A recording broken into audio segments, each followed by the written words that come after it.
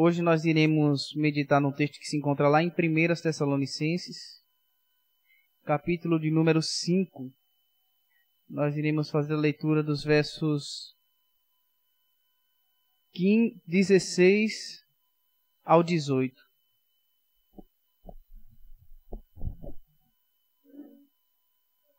Primeiras Tessalonicenses, capítulo 5, versos 16 a 18. Lembrando aos irmãos que próximo sábado será a minha ordenação pastoral, ministério pastoral, e eu estou contando com a presença de todos vocês. Será um momento de felicidade ali, um momento em que o nome do Senhor será glorificado. Nós iremos meditar aqui em 1 Tessalonicenses, capítulo 5, versos 16 ao 18. Amém, meus irmãos? Que nos diz assim: tenham cuidado, verso 16, alegrem-se sempre, orem continuamente, deem graças em todas as circunstâncias, pois esta é a vontade de Deus para vocês em Cristo Jesus.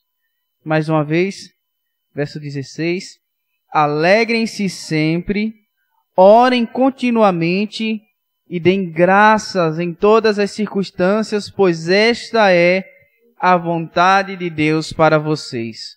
Oremos. Gracioso Deus, eterno e soberano Pai, mais uma vez nós oramos a Ti, Senhor, e pedimos que o Teu Espírito possa nos direcionar os meus lábios, a minha boca, sobre o que falar nesta noite. Que o Senhor fale conosco por amor de Teu santo nome e por amor da Tua amada igreja. Que nós saiamos daqui fortalecidos, Pai, impactados, cheios da Tua palavra. Que Teu Espírito tome os meus lábios, meu Deus, e que no nome de Jesus essa palavra seja edificante para as nossas vidas. Essa é a minha petição. Amém. Meus queridos irmãos, nós vivemos em um tempo em que as pessoas são rápidas para reclamar, são rápidas para murmurar, são rápidas para se questionarem a Deus por quando as coisas não dão certo. Mas ao mesmo tempo em que elas são rápidas demais para reclamar, rápidas demais para questionar a Deus quando as coisas não vão bem, elas são lentas para agradecer a Deus. São lentas para prestar louvor ao Senhor. São lentas para exaltá-lo na beleza da sua santidade.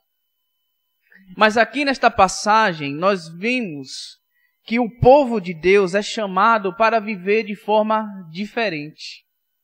Deus nos chama, meus irmãos, para nós andarmos na contramão deste mundo. O que é que Paulo fala lá em Romanos capítulo 12? E não vos conformeis com este mundo, mas transformai-vos pela renovação do vosso entendimento, para que experimenteis qual a boa, a perfeita e agradável vontade do Senhor. Nós somos chamados, irmãos, para andar na contramão deste mundo. Em um mundo que é rápido para reclamar, em um mundo que é rápido para murmurar contra Deus, em um mundo que vive se queixando frequentemente, nós somos chamados para sermos o completo oposto. Nós somos chamados para exaltar a Deus. Nós somos chamados para glorificar a Deus. Nós somos chamados para termos a mente transformadas e direcionada pela palavra de Deus. É o que Paulo nos fala em Efésios capítulo 12. E não vos conformeis com este mundo. Nós devemos, meus irmãos, refletir nessa passagem. Nós devemos olhar para Romanos capítulo 12 e ver as orientações do apóstolo Paulo para as nossas vidas. Nós devemos não nos conformar com este mundo, meus irmãos. É a verdade que Paulo nos fala em Romanos capítulo 12. Nós somos chamados para vivermos de forma diferente. Nós somos chamados para tirar o óculos que o mundo coloca sobre os nossos olhos e colocar o óculos que a Bíblia coloca sobre os nossos olhos. E passarmos a enxergar o mundo de uma perspectiva diferente. Aonde o mundo vê reclamação, nós vemos motivos para darmos glória, graças a Deus. Aonde o mundo vê motivo de se chatearem com Deus, de reclamarem, de murmurarem, nós vemos motivo de nos regozijarmos nele. Porque a nossa forma de olhar, a nossa perspectiva é diferente. Deus nos chama, meus irmãos, para nós vivermos de forma diferente, de forma contrária ao mundo.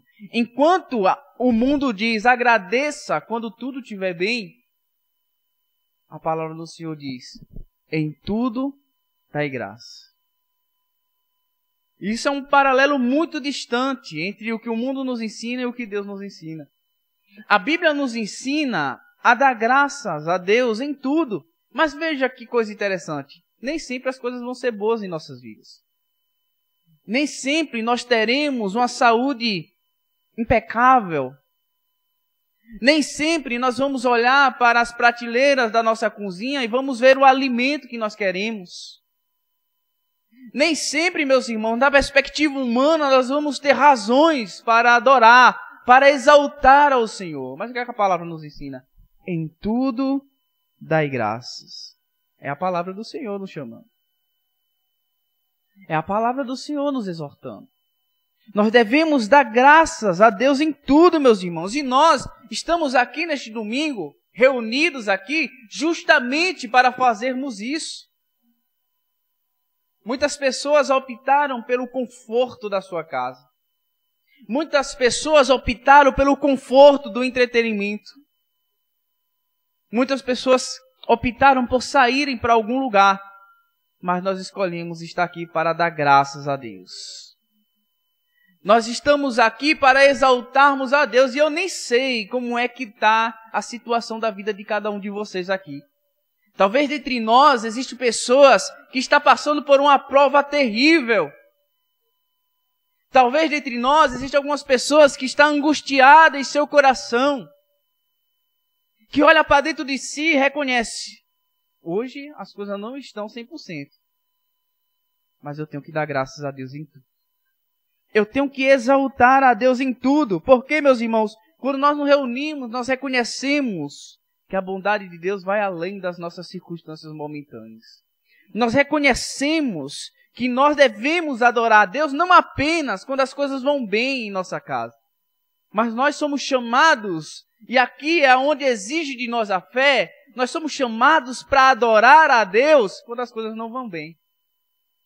Quando nem tudo, meus irmãos, está como nós queríamos. Nós somos chamados a adorar a Deus também nesses dias. Nós somos chamados, meus irmãos, porque apesar das nossas dificuldades, apesar das nossas lutas, porque todos nós passamos por lutas.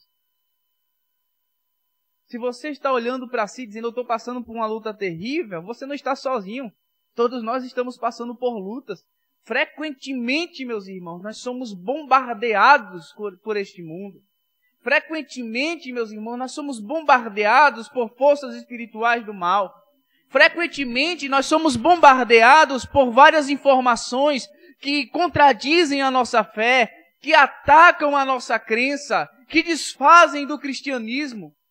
Frequentemente, dentro da nossa casa, há alguém que não gosta da nossa fé e vive nos perseguindo, murmurando, reclamando, procurando ocasião para a nossa fé. Todos nós enfrentamos luta, meus irmãos. Mas veja que coisa interessante. Jesus em nenhum momento nos prometeu facilidades. Pelo contrário, quando Jesus nos chama a essa caminhada, o que é que ele diz? No mundo tereis aflições, mas tende bom ânimo. Aquele que quiser vir após mim, negue-se, pois, a si mesmo, tome a sua cruz. Os discípulos experimentaram o sofrimento na sua carne. Alguns foram mortos a fio da espada, outros apedrejados. Os cristãos primitivos da época de Nero foram queimados com cera quente. Outros foram colocados no Coliseu para serem mortos por leões. Mas eles adoravam a Deus em tudo.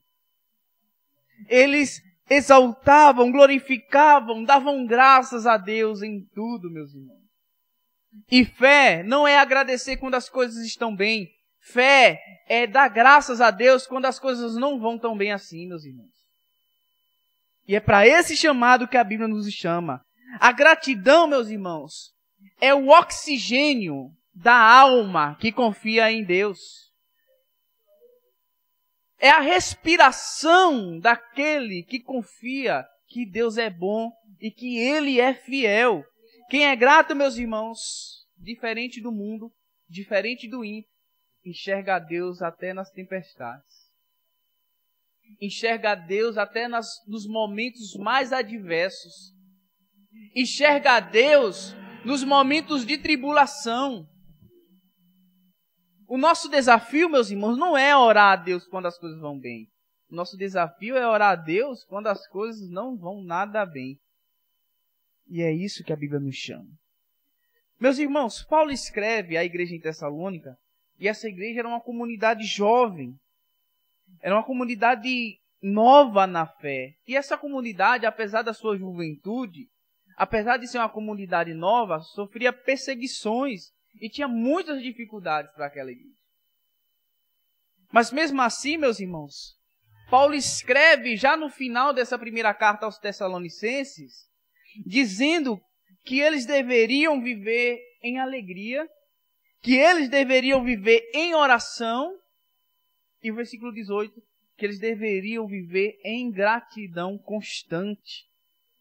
Essas três atitudes, meus irmãos, alegrar-se, orar e agradecer, são um tripé de uma vida cristã saudável.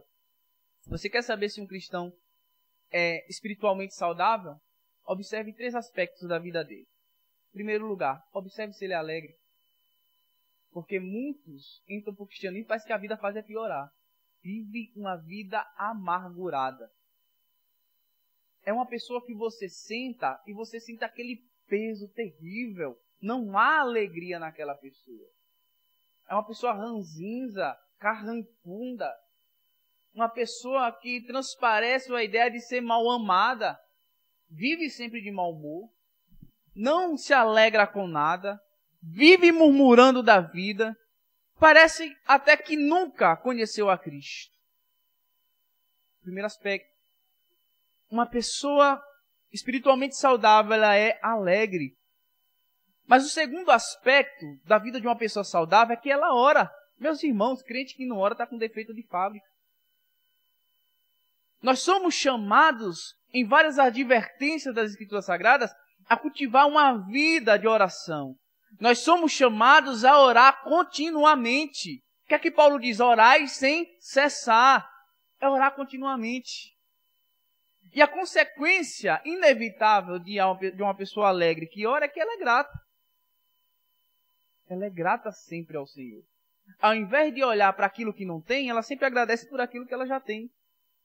É aquela ideia do copo meio vazio. As pessoas amarguradas enxergam o copo meio vazio. E as pessoas alegres e contentes, ela enxerga o copo meio cheio. Perspectiva diferente. Porque a pessoa cultiva a sua vida na alegria do Senhor. Cultiva a sua vida na oração. Então ela inevitavelmente é grata ao Senhor por tudo. Ela não vive se queixando por aquilo que ela não tem. Ela vive agradecendo por aquilo que ela tem. Meus irmãos, se a gente for colocar a nossa vida na balança e comparar com a realidade de outras pessoas fora da nossa realidade, meus irmãos, nós somos muito bem obrigados. Nós temos o pão de cada dia em nossas casas. Todos os dias de manhã a gente acorda e a gente tem a condição de fazer um café, pegar um pãozinho, cortar, passar uma manteiga e comer.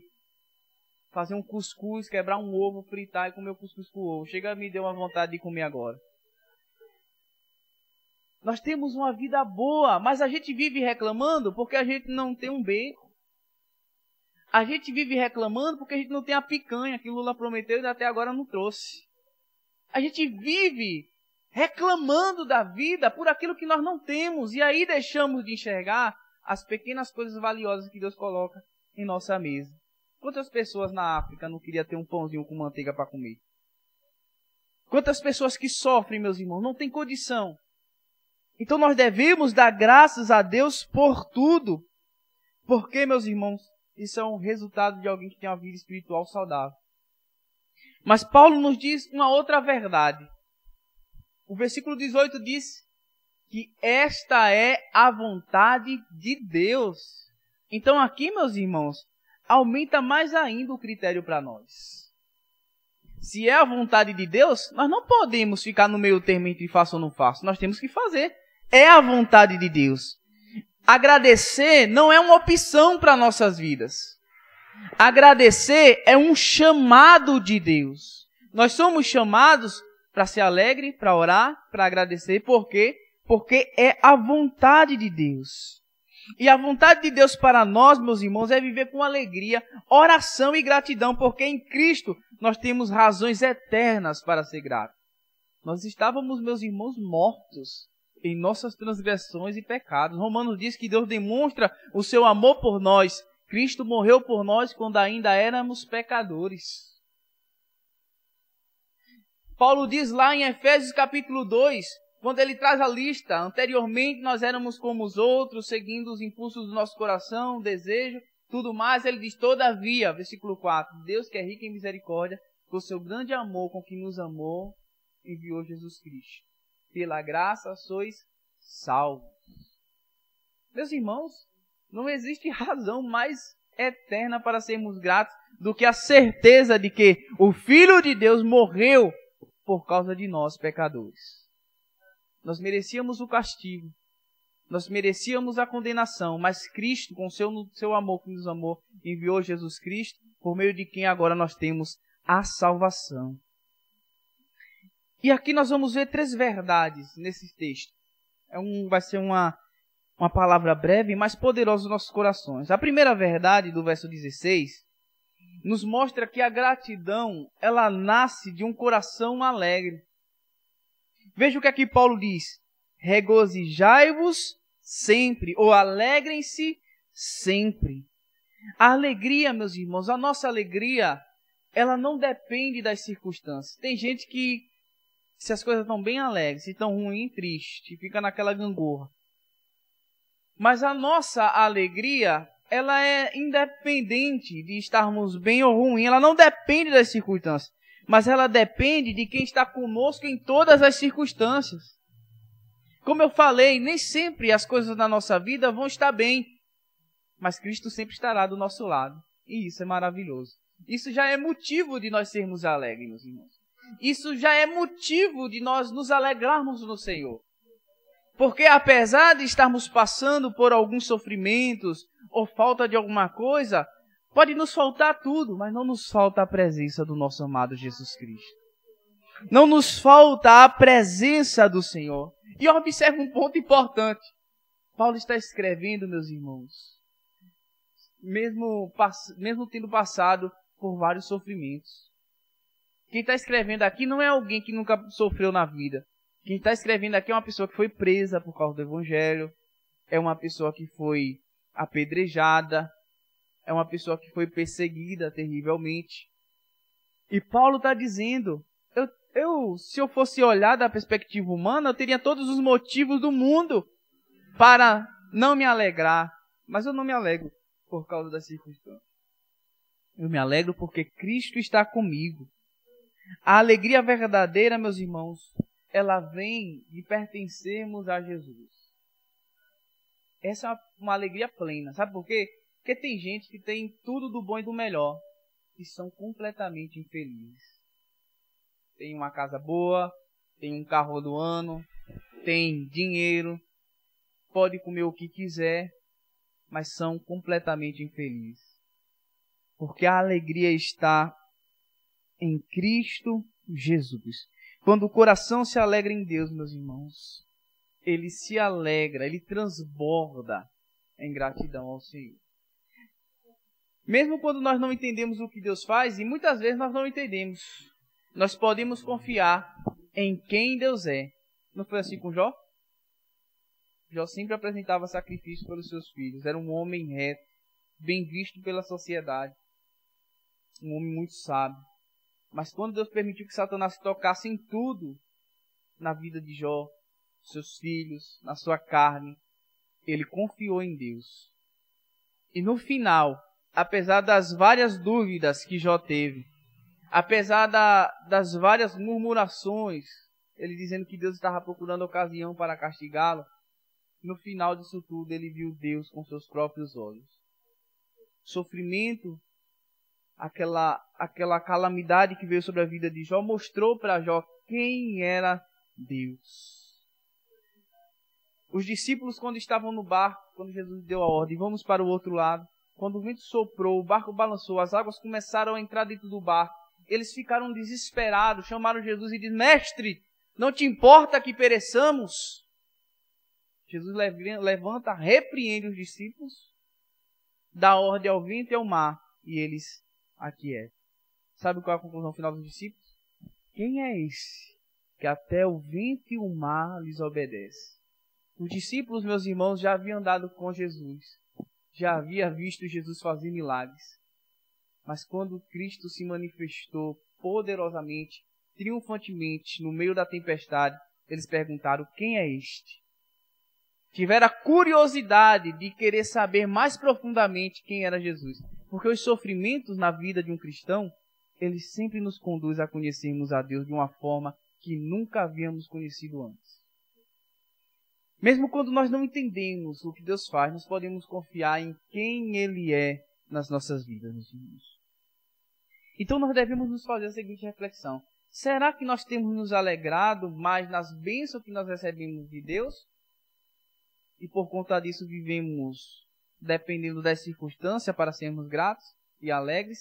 Ou será que nós temos nos alegrado em quem Deus é em nossas vidas? Isso é uma pergunta muito importante que nós devemos fazer em nosso coração. Mas esse texto, meus irmãos, nos mostra no versículo 17 uma segunda verdade. Ele nos mostra que a gratidão ela é cultivada em oração constante. Versículo 17 diz o quê? Orai sem cessar. Ou orai continuamente. A oração, meus irmãos, ela mantém a nossa comunhão com Deus viva. Se nós queremos, de fato, ter um relacionamento com Deus, nós devemos cultivar esse relacionamento através de uma vida de oração. Devemos orar sem cessar. E aí talvez algum de vocês se pergunte: e como eu vou orar sem cessar, sem parar? Isso é impossível. Eu tenho que ficar 24 horas por dia de joelho? Não, meus irmãos. Mas nós podemos orar, na nossa mente. Estamos no nosso trabalho fazendo alguma coisa? Estamos focados no nosso trabalho, mas nós estamos com a mente no Senhor. Nós estamos orando frequentemente. Nós estamos lavando o prato e orando a Deus. Senhor, muito obrigado, Senhor. É orar a Deus continuamente. Quando Neemias foi se apresentar ao rei, quando soube da situação da cidade, ele foi falar ao rei, mas o texto diz que ele orou em sua mente antes de pedir ao rei que liberasse ele para ir reconstruir os muros.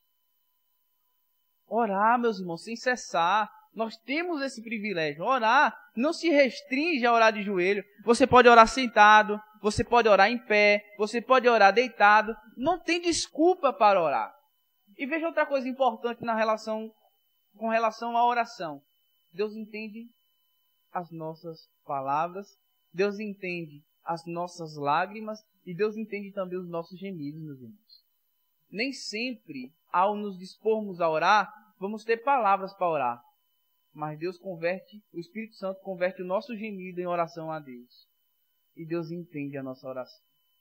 O Espírito Santo converte as nossas lágrimas em palavras maravilhosas a Deus. Então, nós oramos quando nós choramos também.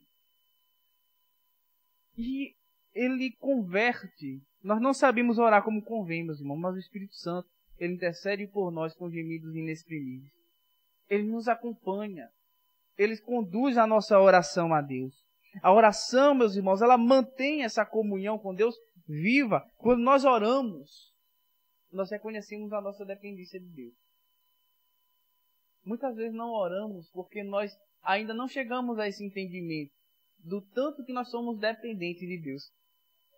Nós precisamos orar, meus irmãos, para manter essa comunhão viva. A falta de oração é o primeiro sintoma da autossuficiência, da pessoa que acha que é capaz em si mesmo.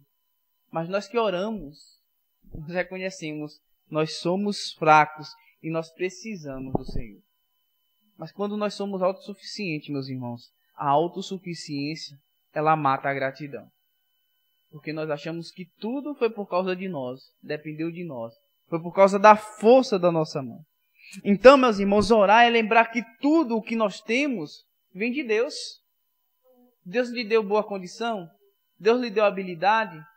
Glória a Deus por isso. Então você deve reconhecer isso diante dele. O pão que nós temos, a saúde que nós temos, a família que nós temos, o perdão e a salvação, tudo isso vem de Deus. E tudo isso é motivo mais do que suficiente para nós orarmos a Deus e também para nós sermos gratos a Ele. E por fim, meus irmãos, o texto nos ensina que a gratidão é uma resposta de fé. Em tudo, dai graças. Veja que interessante. Paulo, ele não diz, por tudo dai graça. Ele diz, em tudo dai graça. Isso é muito interessante, meus irmãos. Porque nem tudo que acontece em nossas vidas é bom. Não é verdade? Às vezes acontecem coisas ruins em nossas vidas. Mas veja que coisa maravilhosa. Apesar dessas coisas serem ruins, Deus é bom. Deus permanece bom. Deus é completamente bom em tudo o que acontece. A situação mais terrível que possa nos acontecer, ela permanece terrível, mas Deus permanece bom. Porque as situações que nos acontecem, elas não mudam quem Deus é. Deus é bom, meus irmãos, em tudo que acontece. Então a gratidão, ela é uma escolha de fé. É escolher crer em Deus. Crer que Ele está agindo, mesmo quando nós não entendemos absolutamente nada. Foi o que aconteceu com Jó. Jó tinha motivos, entre aspas, para reclamar. A esposa dele disse, amaldiçoa esse teu Deus e morre. Mas ele disse, assim como fala uma louca mulher, assim fala tu, mulheres. Nu nasci do ventre da minha mãe, nu voltarei para lá. Deus me deu e Deus tomou, bendito seja o nome do Senhor. Aqui, meus irmãos, Jó, ele não entendeu com clareza o que estava lhe acontecendo. Jó era um homem bom, a Bíblia dá testemunho de Jó. Jó procurava fazer as coisas de modo que agradasse a Deus, e de repente foi aquela reviravolta na vida dele. Mas ele escolheu confiar, porque a gratidão, meus irmãos, é uma resposta de fé. É nós crermos que Deus está agindo, mesmo quando nós não entendemos. E essa fé, meus irmãos, ela tem um nome para as nossas vidas. Jesus Cristo. Ele é o maior motivo da nossa gratidão. Nós devemos ser gratos por causa daquilo que Ele fez. Cristo, Ele é o nosso maior motivo de gratidão, meus irmãos. E por quê? Primeiro, porque Deus prometeu e cumpriu. João capítulo 3, versículo 16 diz, porque Deus amou o mundo de tal maneira que deu seu Filho unigênito para que todos aqueles que nele crê não pereçam, mas tenha a vida eterna. Então Cristo é o nosso maior motivo de gratidão. Ele é o nosso maior motivo de gratidão porque Ele foi o enviado de Deus e Ele veio. Ele morreu por causa de nós. Deus enviou seu Filho. Jesus Cristo é o nosso maior motivo de gratidão, meus irmãos, porque nós éramos inimigos, mas nós fomos reconciliados pela cruz de Cristo. Nós estávamos distantes de Deus, trilhando o curso do nosso próprio coração, mas por meio da cruz de Cristo nós fomos reconciliados. Cristo, meus irmãos, é o nosso maior motivo de alegria, porque nós tínhamos culpa, mas nós recebemos perdão e uma nova vida em Cristo Jesus. E Ele, meus irmãos, é o nosso maior motivo de gratidão, porque Ele vive. E se Ele vive, meus irmãos, como diz um hino da harpa, né? Posso crer no amanhã. Porque Jesus vive e nós temos esperança para as nossas vidas. Nós temos uma esperança eterna. A maior ação de graça da história, meus irmãos, foi quando Jesus ergueu os olhos ao céu, partiu o pão e disse, Pai, graças eu te dou. E logo em seguida, Ele foi ser pendurado numa cruz, por causa dos nossos pecados. Essa foi a maior ação de graça, meus irmãos. Mesmo diante da dor, mesmo diante do sofrimento inevitável. O texto diz que Jesus estava em Getsêmani, e Ele chegou a suar gotas de sangue. Ele orou, pedindo que, se fosse possível, que Deus afastasse dele aquele cálice, mas todavia fosse feita a vontade de Deus. Diante de tudo que ele passou, ele deu graças. Graças eu te dou, Pai. Sabendo de tudo isso. Jesus sabia que iria passar por aquilo. Ele sabia que ia sofrer. Mas diante de tudo que ele sabia que viria a acontecer na sua vida, ele deu graças a Deus. Ele é o nosso maior exemplo, meus irmãos, de como nós devemos viver. É o nosso maior modelo de vida. Jesus nos ensina, como eu já falei anteriormente, que o nosso motivo de graça, de gratidão a Deus, não está envolvido nas circunstâncias da vida, mas está em nós sabermos quem é Deus em nossas vidas. Esse é o nosso padrão de gratidão, meus irmãos. Não é um padrão de gratidão circunstancial, mas é um padrão de gratidão sacrificial. É uma forma de nós adorarmos a Deus. Como diz Romanos 12, 2, apresentar nosso corpo como sacrifício vivo, santo e perfeito a Deus. Então, meus irmãos, hoje nós celebramos para com o Senhor porque Ele tem sido bom para as nossas vidas. Ele nos sustentou, nos perdoou, nos deu esperança e comunhão. A gratidão, ela transforma qualquer ambiente, meus irmãos.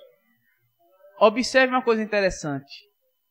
Um lar grato, uma casa grata, onde as pessoas são gratas a Deus, é um ambiente leve. Mas o contrário também é verdadeiro. Um lar onde as pessoas só murmuram, só reclamam, vivem se lamuriando, é um lar pesado, terrível. Uma igreja grata, meus irmãos, é uma igreja leve, uma igreja viva, é uma igreja que manifesta, de fato, a imagem de Cristo.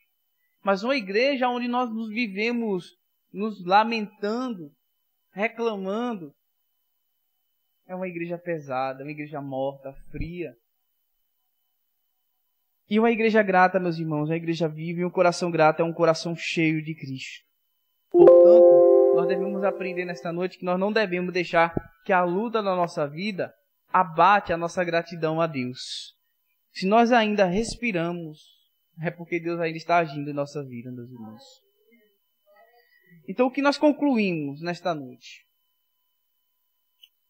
Nós concluímos, meus irmãos, que esse texto nos convida a sermos gratos a Deus a todo tempo. O que nós concluímos é que esse texto nos chama a cultivar uma vida de oração. E a conclusão final é que o resultado de nos alegrarmos no Senhor e de orarmos continuamente é motivos mais do que suficiente para agradecer a Deus. Amém, meus irmãos? Vamos nos pôr de pé, vamos orar ao Senhor neste momento, agradecer a Ele por sua rica palavra e pedir que o Espírito Santo aplique esta palavra em nosso coração. Oremos. Bondoso Deus e eterno Pai, Tu és santo, majestoso e maravilhoso, Pai. Nós te damos graça por Tua palavra. E nós pedimos, Senhor, que o Teu Espírito aplique essa palavra em nosso coração. Ó Senhor, que de fato nós venhamos ser pessoas alegres. Que nós venhamos, Pai, nos alegrarmos sempre no Senhor.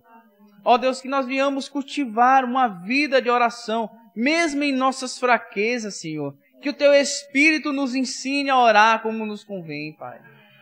Ó Deus, nós oramos a Ti pedindo que o Senhor nos dê um coração gratos a Ti. Não pelo que o Senhor faz em nossas vidas, mas por quem o Senhor é em nossas vidas, Senhor. Abençoa nossas vidas em nome de Jesus. Nos encha, Senhor, do Teu Espírito e da Tua graça e da Tua santa paz. Nos conduza, Senhor, em paz para as nossas casas, em nome de Jesus. Amém. Estenda suas mãos, meus irmãos, que o grande amor de Deus, a graça do nosso Senhor Jesus Cristo e as doces consolações do Espírito Santo esteja com todos nós, hoje e para sempre, em nome de Jesus. Amém. Amém, meus irmãos, que Deus abençoe e conduza em paz.